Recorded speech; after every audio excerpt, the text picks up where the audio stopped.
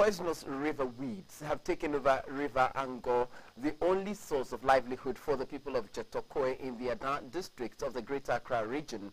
The weeds have destroyed marine life in the water body, depriving the residents of their main source of livelihood, which is fishing. The source of the weeds is not known, and there are calls by the residents for urgent dredging of the river to revive the fishing business and kickstart economic activities in the area.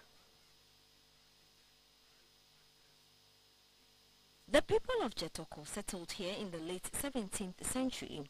In 1963, a flood displaced them, causing loss of lives and properties.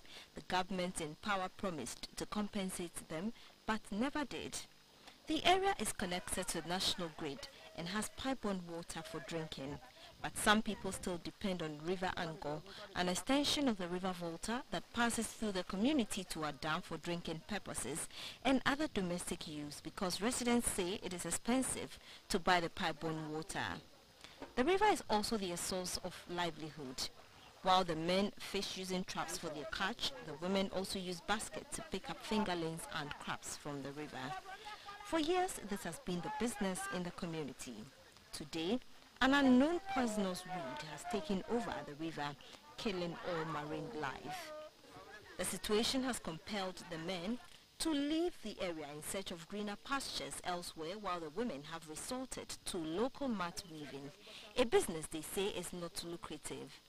The chief of the area, Togbe Bodra, told GBC 24 that for the past 6 years, the community has suffered from the effects of these poisonous weeds, and it is making life difficult for the people.